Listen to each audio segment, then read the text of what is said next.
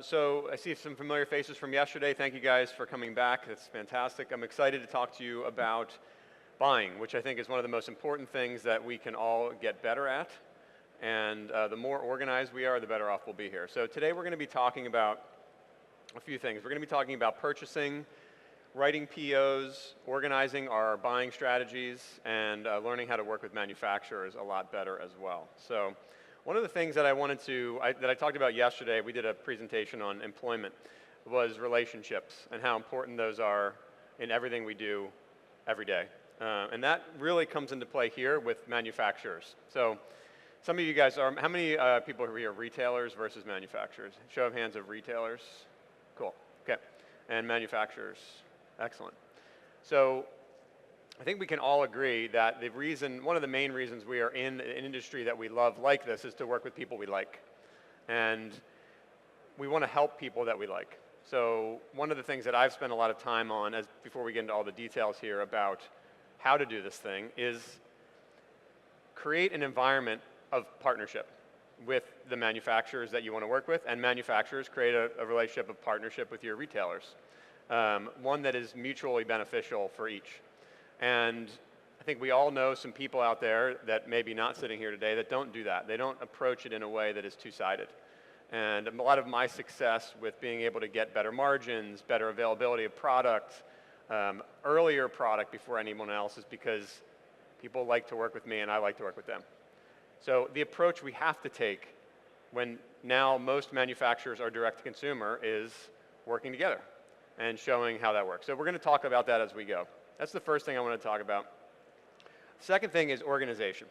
So the best buyers are the most organized buyers. One of the reasons that Andy is here working with us today is Andy is the most organized buyer that I've ever seen, and he does a great job. And one of the main reasons that he is able to stay sane is that he's very organized. So this is where we talk about Post-it notes have no place in our shop. I see some looks about Post-it notes.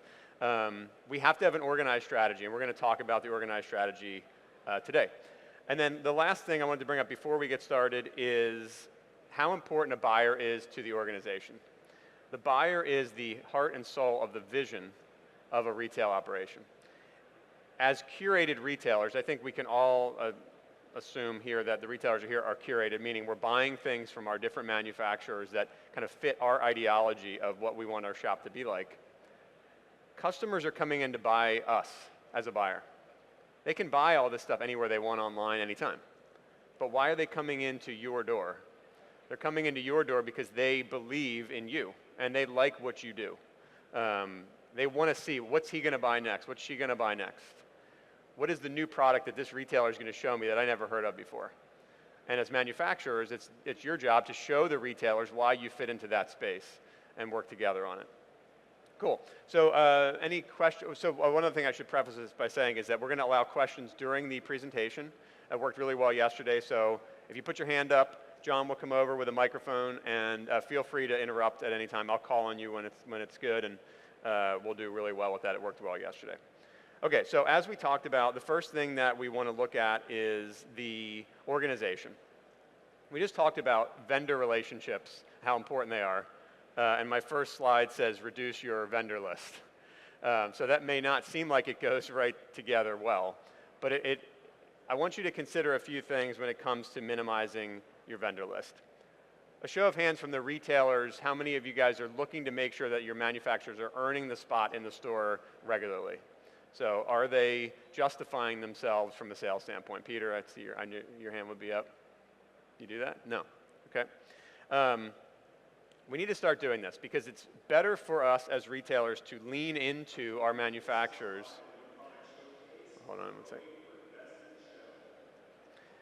It's important for us as retailers to lean into a smaller number of manufacturers for a number of reasons, become bigger partners and better partners with those manufacturers. So what are some reasons for that? So, well, first of all, I put up a little report here. This is a report that I run. We probably run it every month. And this shows, not specifically to any retailer in particular, but it's a report that shows me a vendor sales year to date. I don't know if you can see my thing here. I don't think you can. Versus how it did last year. So it's a comparison of I'll pick an example of one, Scientific Anglers, they're here today. If you look at this report right now, they're down a little bit for this year. So I always want to monitor those numbers and say, like, how are we performing? Why are we performing this way? And I make notes on it every month, and at the end of the year, I'll review this, and I'll think to myself, okay, which vendors belong here and which vendors don't? And if I get rid of a vendor, I can then put that money into another vendor and then potentially increase my margin. So as we're going to get into this, reasons why we choose our vendors and how we make that list more concise. So what are some reasons why we would want to do that? Reasons to keep a vendor or get rid of a vendor. What's the customer demand? Are people coming in asking for it? Are they reacting to it when they see it? That's a pretty obvious one. Are they buying it? So that's what that last report that we looked at talks about. The next one. Are the manufacturer's programs competitive? Are the margins where I need them to be? And that's a balance between customer demand and margins. So oftentimes new brands come out and the margins aren't great, but they're selling like crazy because they know that they can get away with that. You need to balance those two things. Margin is not everything, but it does really matter. So we need to make sure we're balancing that. The next thing, does the team buy into the product? So one of the things we talked about during the employment conversation yesterday was how important the key team salespeople are on the floor. If they don't like the product, it will not sell. I would imagine that the people here are not always people selling everything at the shop. So consider the fact that it's not all about you. It's about what the team also believes in. And that can happen through a number of ways in meeting with them and talking through kind of what they like and what they don't. The next big one is product quality. So I think, again, we can all agree that if the product is not living up to our expectations from a product standpoint, we don't want it in the store either. We are represented by our product assortment to our customers, and they will look at us like it was our fault if there's a product issue. So if there's product that is lacking in quality, we need to remove that from the store as well. These are all ways to get our vendor count down, our margin buy and our buy for the vendors up, and also our importance to the vendors go up as well the more we spend with them. So that's really important. The next thing, availability. So the product's only as good as it is if we can get it. And in some cases, some vendors have better availability throughout the season than others. We'll talk about pre-seasons here shortly, but it's nice to have vendors on tap that have product all year. Because you know if you're running out of something, hey, and Scientific Anglers is a great one. I know there's not everyone here is a fly fishing retailer, but they always have the product I need. So I know it's a safety net for me that if I run out of something from another vendor, they're going to have it for me and I can get it from them. So there's comfort in that as well, and knowing that they have availability. Okay, the next one, do we like them? So again, we talked earlier about what is our motivation? We talked yesterday about our motivation for working in fishing. My motivation is a couple things. I love the outdoors. I want to do what I love to do every day, and I want to like who I work with. So I don't know about you, but if the product is the best and I don't like the manufacturer or the person that I'm working with, I don't care. I don't want the product anymore. And I think in today's world, it's nice to talk about that because I think relationships do matter a lot. And I think it comes down to, from a manufacturer standpoint, you want to like who you're working with too, and like the retailers and feel like they're representing you well. So it's about creating a family and a partnership of vendors and retailers that work well together. And then the last thing that was added in later were dealer services. So how available are they for you as a retailer to when you need something? Because I think that reflects on how available they are to customers as well from a manufacturer standpoint. From a manufacturer side here, which is interesting that we have manufacturers here, which is great, do your retailers know about the warranty processes? Do your retailers know how to get in touch with customer service to handle issues with customers? That matters a lot. Because again, we are a reflection of manufacturers in the field, and if the warranty or the customer service department at the manufacturer is not good, that's another reason to look elsewhere. So we've minimized our vendor list, and what that's enabled us to do is increase our buy with other manufacturers and become instantly more important to them as well from a program standpoint and a margin standpoint. Last thing here is we're also sending the customers a very clear message as far as what brands we support. Because we have less vendors now, we're actually able to show more of what they offer. as opposed to showing just a couple things. We're able to really represent more of a whole of what those brands offer. And from a manufacturer standpoint, I know that manufacturers love that. Manufacturer doesn't want to walk into your store and see two things. They've taken a lot of time and product development and put a lot of money into creating an assortment for you, and they want you to show as much of it as you can. So I think it's also a more direct representation to the customer to show that. Any questions on manufacturer list and adjustments on that? Have you guys spent some time, maybe another show of hands of who thinks they now have a couple manufacturers in their mind that they might want to trim out and put more money into the better ones? Anyone? Yeah. It's kind of easy to think about when you start thinking about it this way, what to do. So, all right. Okay, next, we're going to dig into organization, and this is super critical to a proper buying calendar and also strategy. So, there's a multitude of ways to stay organized in today's digital world, and in our case, so Andy and I are managing purchasing for multiple retailers across the country right now, and we've actually chosen to use a little bit more of a simple approach. That being said, we also do use Asana and Todoist and a bunch of other online organizational tools along with this, but what we've done is create a buy calendar here. I should also say that after the presentation, I'm going to share my contact, and I'm going to share the presentation with anyone here that wants it, as well as all the notes from the meeting you can get. So you don't need to worry about taking photos of this. I will send you this, and we'll also happily share a blank version of this for you if you want to use it for yourselves. So what this is basically an organizational calendar. It's a Google Doc, so we're able to share it on across multiple buyers because there's 3 or 4 of us that are working on this program at the same time. And it's pretty simple. On the left side, we have all the vendors. I just did a little snippet here of this. On the top bar, you'll see the months of the year. And this is actually a calendar for spring 26. So we're actually starting to write spring 26 right now. You know, we're 8 months out. We're writing a lot of our, in this case, you can see Patagonia is on there because it's a apparel manufacturer, so they expect early buys. And then in there, we're dropping our order dates, which is what's in pink, our PO numbers, and then our total amount that we've purchased from them. What this enables us to do is monitor our overall spend, and also it gives you a snapshot of the entire year of your buy on one sheet, which is really nice to look at. One of the things as a buyer is we cannot miss orders, because as we talk about soon, we're going to be revising every order that we do. And without a calendar that's well organized, we're going to miss them. We're revising most of our orders about 20% every time. We're never taking an order in its full entirety, because we'll get into that as well. But this calendar's worked really well for that. You can also see the terms from the vendor as well. Now these are the terms that this particular retailer got from this vendor, not just the general terms. So if you look at the Patagonia one, this is showing that they're getting the best terms, 8% net 90. So how many of you guys are using a calendar like this, just show of hands, or are using did you pick this up from before, or you were already doing it? Cool, it works well for you. Yep.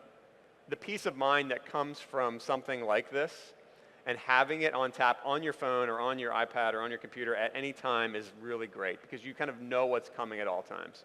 As we talk more about revisions, this becomes even more relevant. One other thing you're going to notice is you'll notice the POs, and one of the things I'd like to encourage you guys to do is have a very strict nomenclature for your POs. This allows for you to communicate with each other and also with your accounts payable, so they completely understand what everything means when you do it. So whatever nomenclature you come up with for the POs, there's very easy ways to make it really clear. I think I can say what this one means, right? Yeah, okay. I'm just going to, so in the case of the Knox order, the first one in April there, you can see the PO, which is BSA NOC SP 261. It's talking about the retailer first, is the name of the retailer. It's talking about the brand in this case, and it's Spring 26 1. So that's a preseason for Spring 26. It's the first ship. It's very simple. But what's nice about that is that when the accounts team gets that, they know exactly what that is. It's a preseason. It's the first one of Spring 26. So these are little things that help you to stay organized, and it sounds like these are little tips, but the end of the year, this takes the mistakes out of the whole entire equation. Any questions about the buy calendar? Okay, all good. All right, next, we're going to talk about a missed sale list. This is something that we instituted maybe 2 or 3 years ago, and it's probably the most valuable tool that we have started recently, besides the calendar itself. The missed sale list it sounds like a pretty simple thing, but it's actually can be it teaches you so much about what you're not doing in certain instances. So the missed sale list is something that we give access to all employees with. It's not just the buyer. Anyone in the company can access this, and they just make notes on here about reasons why they missed a sale. So there's some things that are really obvious. Like the first thing you're going to think of, and in this case, you can see the first one is fish pond cross current chest pack. So that's probably meaning someone walked in and said, I want a fish pond cross current chest pack. They said no, and they didn't buy something else. So the employee went on, typed in fish pond cross current. We see that, and then we order one, or we order two, or whatever. It's a way to pick up items that are missing for maybe the buyers. They sold out, and they just didn't realize that there was more coming. That may have not been a product we ever stocked either. So what if the fish pond cross current pack shows up 5 times?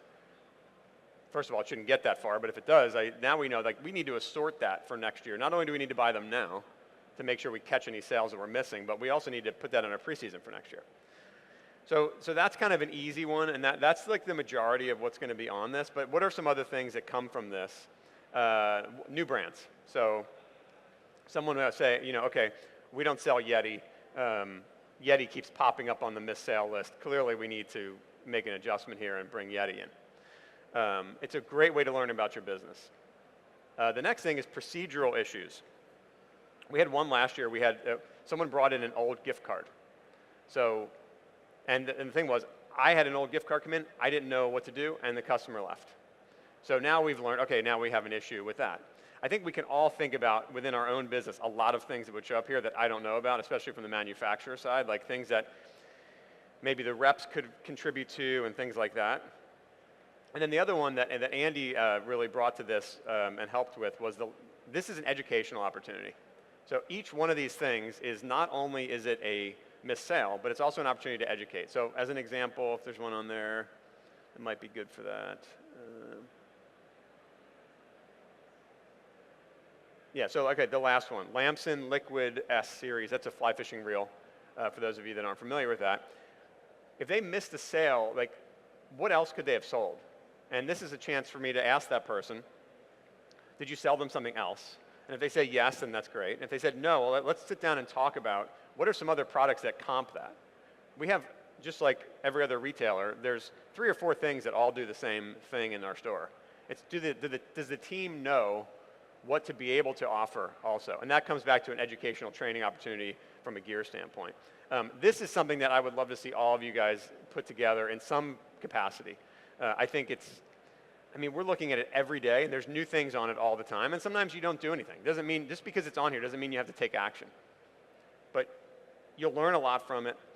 Also, it gives great buy-in for your team. They feel involved, they feel like they're able to give some feedback, and then when you actually act on something, they're like, wow, that was me, I did that. And that means something.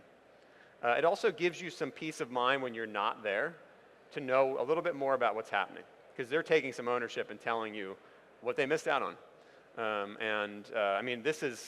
We probably have, on a normal year for us, there's probably 300 items on this list from any one given retailer. And it teaches us a ton about what maybe the reporting doesn't, because if we miss a sale, reporting doesn't tell you anything.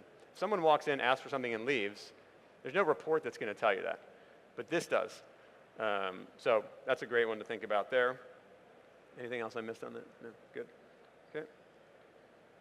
All right. One other thing we also have is an ASAP order tracker. This is actually a tab on the buy calendar list as well. So we have our pre-seasons on our buy calendar, but what happens in between your pre-seasons are tons of ASAP orders or at-once orders, whatever you want to call them. And this is an example of just the way we keep track of that. So it's all the brands on the left side, it is the buyer. In our case, there's multiple buyers. And on the right side is the months of the year, and we just input our amounts and our dates that we do ASAP, so we don't overlap one another when we're doing ASAPs. So if you have multiple buyers in your store or 2 people that get involved in that, the last thing you want to do is like, oh, I just ordered Yeti, and you didn't realize that the other person already did it. So something simple as this is like, don't order anything until you check the ASAP order tracker, just to make sure it's not already done. In our case, we have certain brands that we each do, so we don't overlap each other, but we still do this. So I don't need to call Andy if I have a question. Hey, Andy, when did you order Yeti?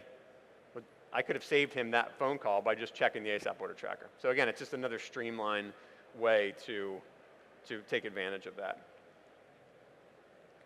Cool. Okay, so the next thing we're going to get into, any questions on any of that kind of organizational tools here? No, all good? All right, we're going to talk a little bit about some things to consider when you're writing orders, and some things that maybe we don't do because either we're feeling a little lazy about things sometimes, or we don't know that we can do them. Number one is the manufacturers offer the ability to write multiple ship dates for a reason. Take advantage of multiple ship dates whenever possible. And in our case, we will usually use as many as they will let us use within reason. Why do we want to do that? It gives us much more flexibility in our revisions and our accuracy of our orders that we're getting. So as we mentioned earlier, the Patagonia order we wrote 2 days ago. It's not coming until, in that case, April 15th of next year. By April 15th of next year, what I thought was I wanted is not really what I wanted anymore. I've got new trends that I've recognized. The times have changed. Things that people are looking for is different. So the accuracy of an order 8 months out is weak. Fortunately, the manufacturers usually will give us the ability to revise orders. And the more often I have shipments, the more often I can revise and tweak it to get it to be more accurate for us. So I really would encourage you guys to use multiple ship dates as opposed to just taking one big lump sum of everything. Although that's easier to do, it doesn't give you any ability to change that order later if you've made an error. So it's not uncommon for us to have, in some cases, maybe 8 ship dates throughout one vendor in certain cases to really dial it in and be more accurate that way. Because remember, you can move ship dates, you can change the size of them, you can move when they ship, where they ship, all those types of things. So keep that in mind. The next thing to consider when you're writing orders, what items are new and which items are carryover? Carryover meaning the products existed in the previous season and are moving forward to the next season. Music's cranking over there. Okay, so why do we want to consider this? Carryover products are often more available for ASAP than new items. So allocation, meaning that we are writing a preseason to make sure we get something new. It's really important to write new items in preseason first. Chances are our manufacturers will offer carryover products as ASAP. So the way I write my orders initially, I always start by all the new things that I know I want to have get pre-booked early. And that ensures that I will get them. I can worry about the rest a little bit later. I spend most of my budget on new things, and I leave the rest for fill-in or ASAP, which I do weekly or monthly in some cases. One of the things to consider is product life cycle as well. So especially with hard goods, rods, reels, waders, boots, things like that, how long has that particular product been on the market?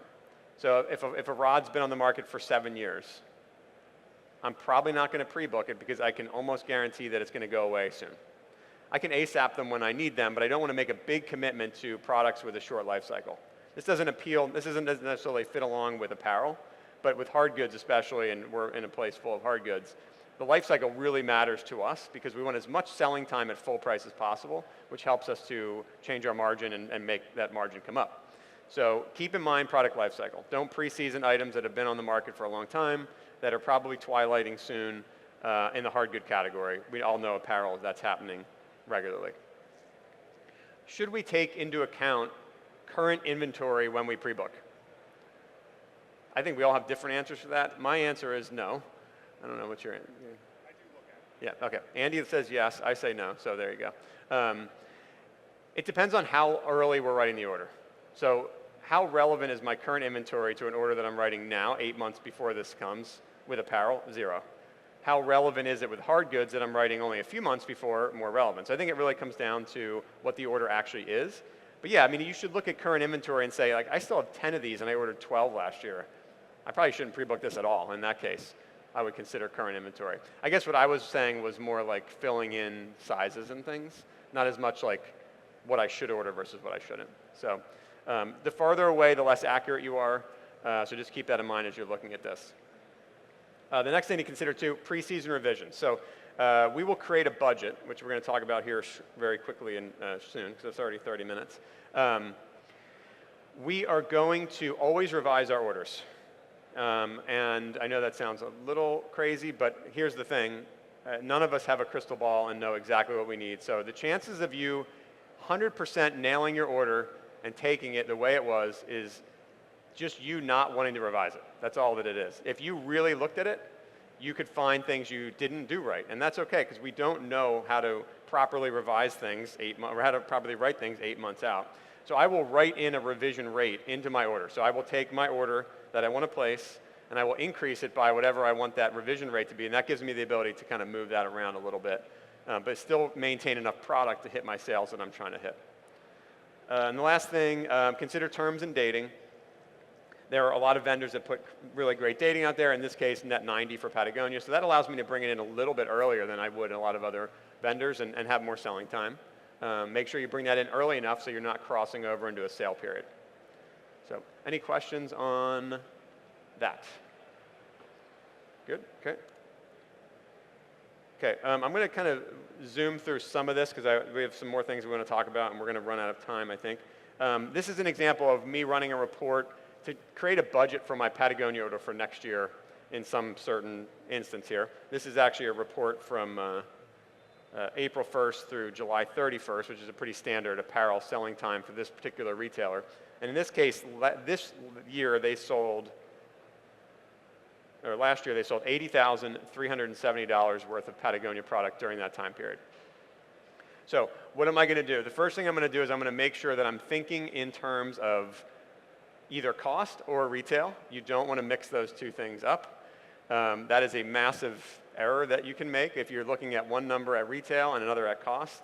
It's half the difference, so be really careful there. I like to deal in cost. This 80,000 is actually a retail number. So they've sold 80,370. I take this, I go very simple with this. I just divide this by 2, assuming a keystone margin, and then I add in my growth, which is in most cases like 10%, something like that. And then I actually add in my revision rate of, in this case, 20% for Patagonia. So that will give me enough flexibility to change my orders around. It will give me enough product to maintain sales and grow, and not overbuy myself either, where I'm in a situation with payables and I'm in trouble.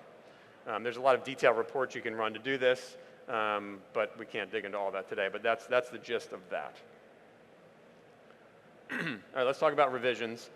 I know that a lot of us are hesitant to make revisions. They are there for a reason. The manufacturers have built them in to the programs for you to use. So don't hesitate to use them. In fact, as I said, use them every time you have an order. It's pretty typical that we do all of our revisions 30 days prior to the ship date. Manufacturers like when we do it early and on time. So again, that relationship comes back into play there. And typically 20% is a standard revision rate that they allow. So again, use that. Use it as much as you can to make sure that order that comes in is the exact thing that you want or as close to it as possible. The vendors do not mind, and they are expecting you to do so. They have the same deals with their manufacturers overseas as well, so they're able to revise their orders too. How many people are revising orders regularly on preseason? I chop it. I really would encourage you to look at every order. Is there ever an order that doesn't get revised in some capacity? Probably not. Most of them get revised and do not stay intact. I will say that earlier orders in the year tend to not get as revised. They're usually, again, new products, so you want all of it. As the year goes on, you revise more and more and more because what you're selling has now changed your perspective on what you need to have in the store. Awesome. And just kind of getting back to this calendar really quick, we'll share this with you guys, and I just think it's super important to stay organized and to make sure that you are focused on not missing anything here because the buyers make the biggest difference from the standpoint of profitability and end of year P&L. It's one thing you can sell a little bit more by motivating the team, but a buyer can save hundreds of thousands of dollars in some cases by being smart and diligent on this. And Andy, Andy's going to talk a bit about buying practices now. We're going to switch. Thank you, guys. I'll be right back. Yep. All right, so I put this list together just with buying best practices. A lot of it Chris already hit on, but this list was made through years of buying, some successes and also some mistakes. So I look at this all the time. Chris already hit on this, but I always take advantage of a full year preseason for hard goods. In the fly industry, a lot of times we're writing fall to the following fall. The one thing that has proven to be certain over the past couple of years are price increases. If I can write a late preseason ship date, say for September, the new program's gonna come out October, November, I can guarantee prices are gonna go up about 5 to 10%. I just secured additional margin on product that I had in inventory ahead of time. I do this with all hard goods, so fly lines, rods, reels, all of that. Chris hit on it, and I'm gonna hit on it again, but use all your ship dates. It does sound daunting when you're taking a preseason almost every month, but I'd much rather do that because that preseason might be for $2,000 versus $24,000. It is a lot easier for me to edit that smaller preseason amount and get it more accurate. It takes a lot less time. It also reduces my need for ASAP orders. When you're placing an ASAP order, you're sacrificing margin on that. If I know I have a preseason coming almost every month, I can almost treat that as an ASAP. All right, we're running low on product X. I have another preseason shipping 7/2. I'm gonna use that opportunity to make revisions and get that product at a secured margin. I'm always looking for special programs. Apparel manufacturers do this quite a bit. I have Sims up there as an example. They're running a Sims sportswear program both for the fall of this year and spring 26. This product is always a home run for me. It's almost always a new product that I know Sims is gonna market and feature heavily. So my customers already know about that product, and Sims is encouraging me to bring it in at a better margin. This also goes back to relationships. Sims wants me to bring that product in. They're motivating me to bring it in. I want to be a good partner, and I want to have it in my shops. Keeping an eye on your revision due dates. Buying is not a job for procrastination. It can creep up on you very, very quickly. That being said, the closer I can get to that revision due date, the more accurate it's going to be.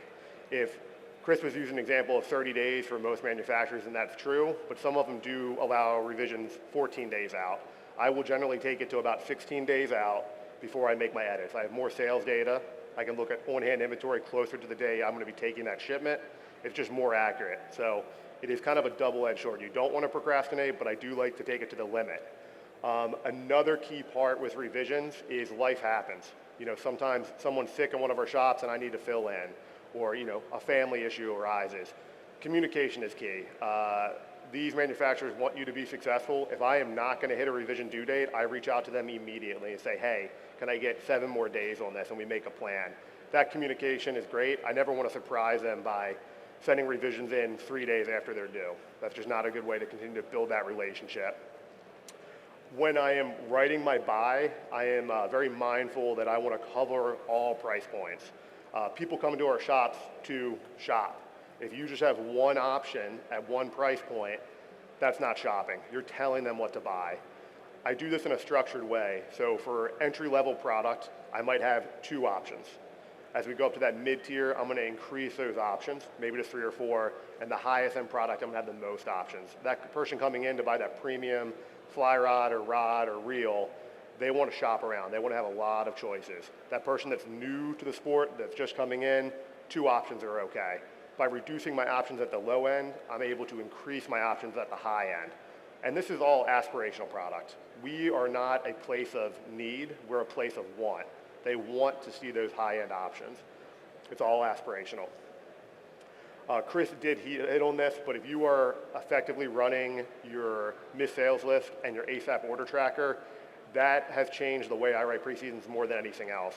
Before I write a preseason every year, I look at those 2 data points and I try and spot patterns. If I see that I am reordering Oros indicators, maybe 3 to 4 ASAP throughout the year, that was a missed opportunity. I'm going to increase my preseason ship dates on orders indicators to make sure, one, I can secure that product. If I'm ASAPing and I might not be able to have it in the shops, miss sales, and also building that margin as well. I can't stress this enough, but user reports. All of you have some kind of reporting system, either native or third party. I can see someone staring at me right now. But use those reports. I'm going to jump to the next slide. We'll talk about that a little bit, and then we're also going to talk about clearance opportunities too. So you really got to lean into your reports. Your proof is in the numbers. You have the data. It's not a guessing game. A lot of this is based on gut, but if you can look at your on-hand inventory and look at sales, it's right there. It's not a surprise.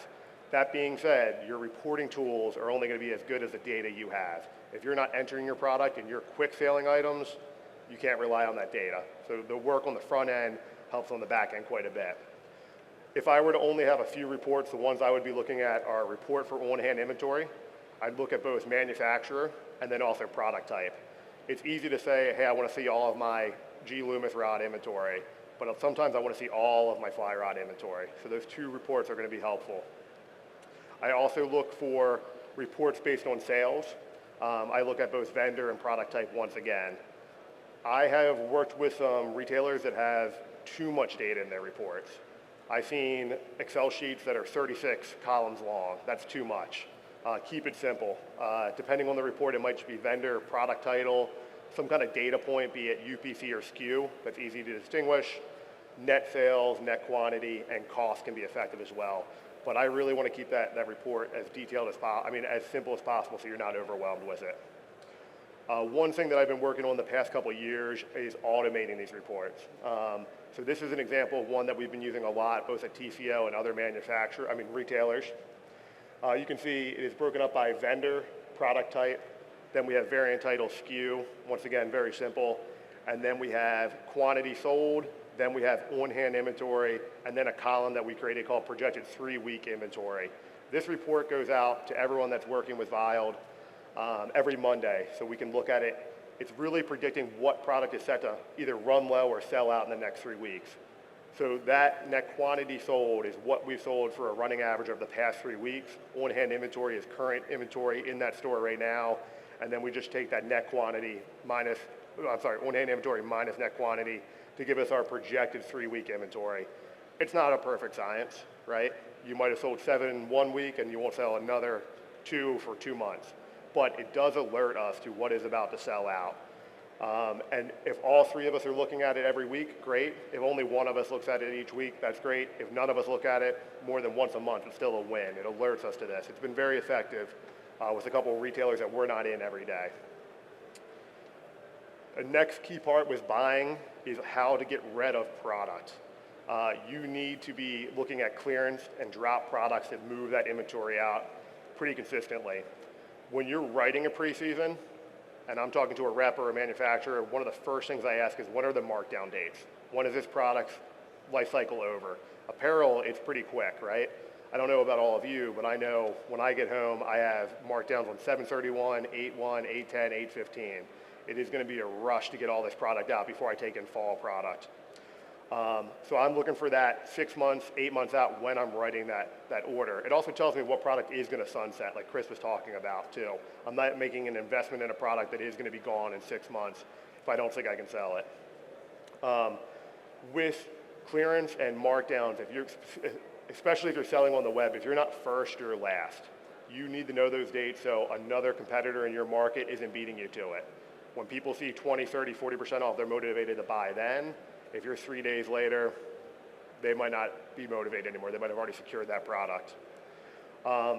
Be aggressive with some markdowns, especially with apparel. It can be painful to mark something down 30, 40%, but that is cash that you're taking in right now, usually right ahead of another buy cycle. So if I'm marking down things from spring 25, I'm taking that money back into our shop. It's just more money to pay invoices for fall 25 as well. I say be aggressive and be on top of it, but make sure you follow the markdown policies that these manufacturers are setting out. There's no better way to tarnish your reputation with a manufacturer than breaking MAP policy. It is just something that generally can't be undone, so make sure you stay on top of it. You want to make a profit on everything you bring in, but at what cost? If you are sitting on clearance product from 4 years ago, is anyone in that case? Anyone have product in their store from multiple seasons ago? I know I have a little bit and I need to get it out of there. Just sitting on product is waste. It's taking up floor space. It generally looks beat up. It's not well merchandised. It's broken size run. It doesn't project to our customers what we want to show. So I want to get that product out as quickly as possible. Talking about the markdown structure a little bit, and this is different for everyone. Our policy and the way we go is we separate hard goods and soft goods. Soft goods, we are marking down as much as we can to still make a little profit. So generally, we're hitting 40% on soft goods pretty quickly. We're still going to secure some profit on that, and like I said, we're selling it quickly. That way we're ready to pay our invoices for the following season. Hard goods are a little bit different. One, they have a longer life cycle, and two, people are willing to pay a little bit more for them. So generally with hard goods, reels, lines, rods, waders, boots, we operate around 25%, but we will revisit that 60, 90 days later. If it's still sitting around, we will increase that markdown. But you just really want to be on top of that. We talked about following vendor policy. UMAP is critical. So you do not want to be breaking policy and advertising discounts online. Like I said, that will quickly upset a manufacturer. Does anyone have any questions on clearance, drop product policy? Good? I think we're good. Okay, thank you guys. One thing I would encourage you to do is that sell-through report that Andy has that he's talking about is so powerful. We've started doing that every week with every retailer we work with, and it's just a peace of mind report that teaches us something every single week. We don't always act on those things, but it's so helpful. So I would encourage you to grab Andy after the seminar and chat with him about that. It's been really helpful for us. Oh, sorry, yeah, go ahead. Yeah, when I saw that sales by vendor and product type, I was caught off guard by 3 weeks. What's your turn target? If you're just like to give you a look at what's happening, to stay ahead of it takes 3 weeks. What's that? Takes 3 weeks. Thanks. Takes 3 weeks for the product to get here. That's why you're using the 3 weeks, right? That is correct. Okay. I do have another report that I run for like a custom branded product, right? So like maybe a Sure. TCO hat or shirt, and I build that out 6 to 8 weeks because it takes longer to custom brand that. That tool is really just to alert me on sell-through. I can't use it for pre-seasons, but I know if some product is going on there. And one thing I should have clarified, that column was projected 3 week. It is only displaying inventory that's going to be 5 units or less. So either going to come down to my last couple or go negative. If I have 3 weeks, I can take action on it that week, get the order to the manufacturer, and it will arrive before I sell out, hopefully. Yeah. Or if that manufacturer is sold out of that product, I can start looking for alternatives immediately. Right. 3 weeks has kind of been the sweet spot that we've operated Yeah, and also on. if that's the large and it's out, then you might know the rest of it's going away and you can get to the markdown on that. Yes. Yeah, I get you. So when we look at that sheet for apparel, a lot of apparel we want to sell out of. Right. There's certain things on that sheet, if it's negative, I'm celebrating. We're coming to the end of the season. I don't want to be sitting on nano puffs when I'm heading into 70-degree weather. I tell my guys, you don't want to have the last Halloween mask. You want to sell out on Tuesday with Halloween on Thursday. You know what I mean? Good example. Thanks. Thanks, Peter. Am I back? Okay, thank you, Peter. Yeah, so that's a great way to do it. These automated reports are really valuable because they just are a reminder every day when you get one that you need to look at something. Because there's so many things that we have going on, and there's a lot of noise out there. This is really helpful. So if you scan the QR, it will add my cell phone contact to yours. Send me a note. I will also get an email from this. And if you guys want the presentation or the slides or the calendar, just email me. And this will also give you my contact and the contact for Avile Consulting as well. Yeah, I think we're going to thank all you guys for coming. We're going to get set up for the next one. We'll hang around for a few minutes for questions afterwards as well. Thank you so much.